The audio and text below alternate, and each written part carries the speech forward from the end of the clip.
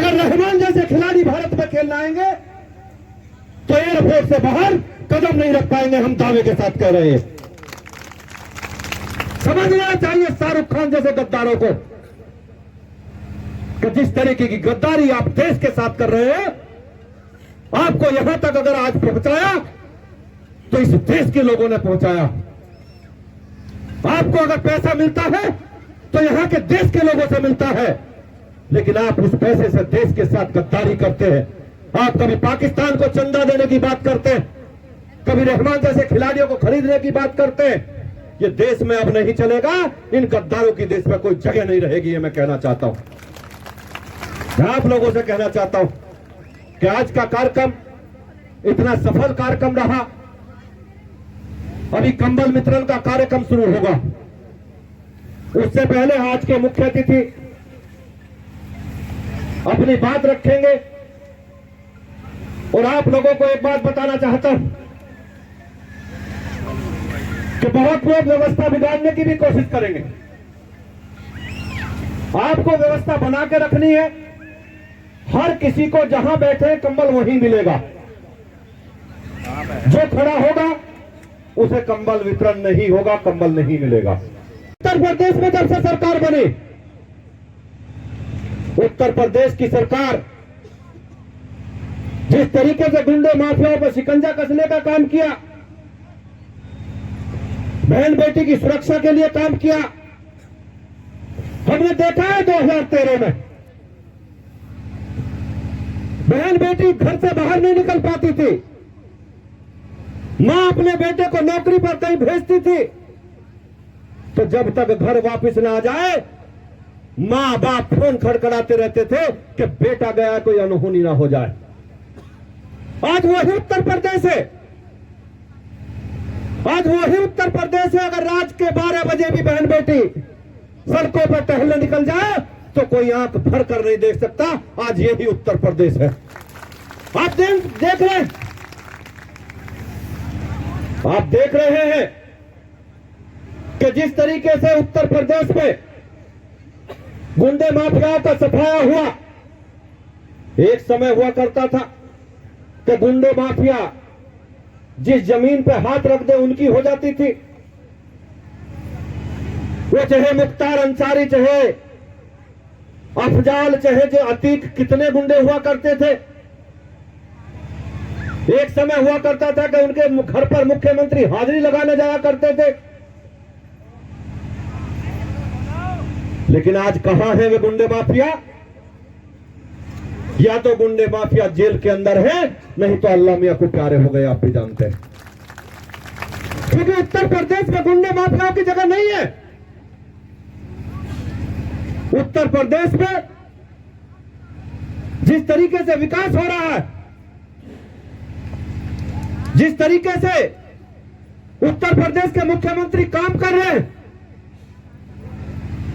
जिस तरीके से डबल इंजन की सरकार प्रधानमंत्री जी के आशीर्वाद से उत्तर प्रदेश में काम कर रही है, विरोधी बौखलाए हुए हैं। पहले ईवीएम खराब बताते थे, फिर कुछ और बताने लगे। अब एसआईआर का काम हुआ तो इस पे हल्ला मचाना शुरू कर दिया। और ये आप भी जानते हैं उन्होंने हल्ला मचाना शुरू क्यों किया। हल्ला मचाना केवल इसलिए शुरू किया कि वो जानते हैं कि 27 में जमानत जब्त होनी है सबकी। भारतीय जनता पार्टी 350 सीटों के साथ सरकार बनाएगी, तो पहले से बहाना ढूंढना शुरू कर दिया। उस टाइम पे भी तो कुछ कहना है ना, तो कहेंगे हम तो पहले से ही कह रहे थे, हम तो पहले से ही कह रहे थे। मैं उन्हें बताना चाहता हूं कि आप सारे विपक्षी इकट्ठा होकर बिहार में भी कह रहे थे, विपक्ष नाम की चीज नहीं बची।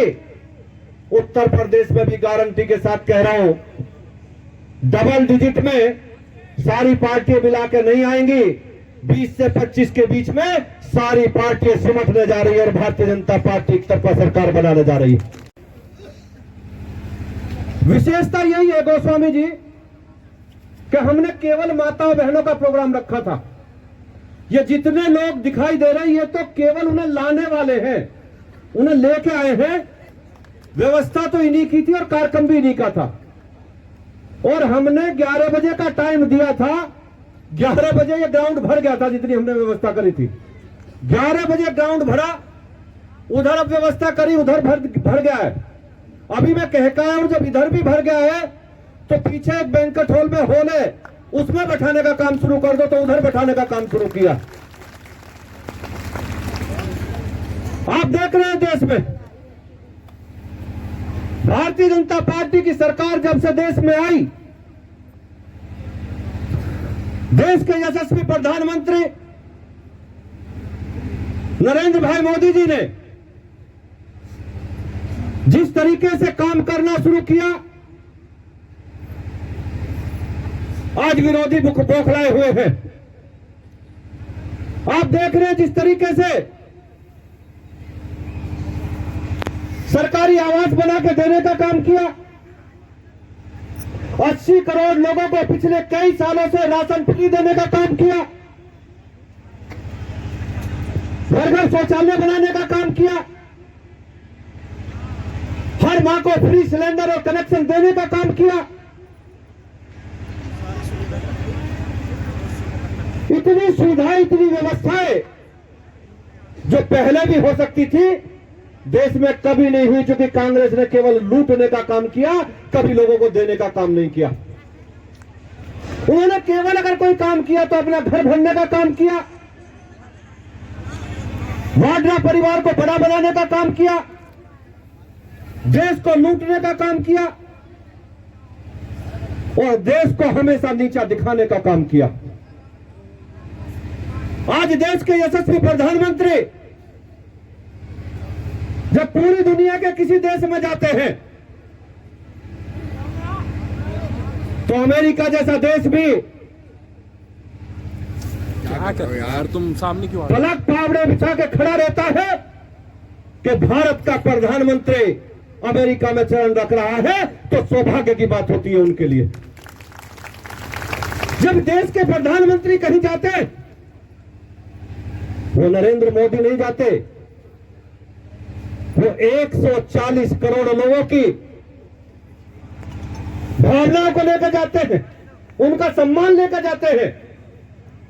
इसलिए जब नरेंद्र मोदी जी का सम्मान होता है तो वो पूरे भारत का सम्मान होता है, पूरे भारत का सम्मान होता है। पूरे देश और दुनिया में आप देख रहे हैं, देश में भी गद्दारों की कमी नहीं। जिस तरीके से देश में गद्दार काम कर रहे हैं, उनकी भी ध्यान रखने की जरूरत है। मैं साफ साफ कहता हूं, इसीलिए लोग कहते हैं कि कड़वा कहता है, लेकिन साफ बात तो कहनी पड़ेगी ना। अगर साफ बात नहीं कहेंगे तो गद्दार गद्दारी करते रहेंगे, इसी तरीके से देश को लूटते रहेंगे और दूसरे देशों को देते रहेंगे। मैं पूछना चाहता हूं कि आज बांग्लादेश में हिंदुओं का कत्लेआम किया जा रहा है, हिंदुओं का चुन चुन के घर में घुस के कत्ल किया जा रहा है, बहन बेटियों का बलात्कार किया जा रहा है, देश के प्रधानमंत्री को गाली दी जा रही है, नरेंद्र मोदी को गाली दे रहे हैं, भारत के खिलाफ नारेबाजी कर रहे हैं, हिंदुओं को चुन चुनकर उनकी हत्या कर रहे हैं, बहन बेटियों के साथ बलात्कार कर रहे हैं। लेकिन अपने ही देश में बैठे हुए लोग वहां के क्रिकेटरों को खरीदने का काम कर रहे हैं। आपने अभी देखा होगा कि देश में बैठे हुए गद्दार, जिन्हें देश ने यहां तक पहुंचाया, देश के लिए उन्होंने आज तक कुछ किया हो तो बताओ। शाहरुख खान जैसे गद्दार आज वहां के रहमान जैसे क्रिकेटरों को 9.5 करोड़ में खरीदने का काम कर रहे हैं। मैं बताना चाहता हूं कि पाकिस्तान खेलने नहीं आ सकता, तो बांग्लादेश का खिलाड़ी भारत में कैसे खेलने आ सकता है? मैं पूछना चाहता हूं, कैसे आ सकता है वो रहमान? यहां वहां हिंदुओं का कत्लेआम करेंगे, वो शाहरुख खान जैसे गद्दार देश में उन्हें खरीदकर 9.5 करोड़ रुपया देने का काम करेंगे। ये बिल्कुल नहीं चलेगा और भारत की जनता इसे बिल्कुल बर्दाश्त नहीं करेगी।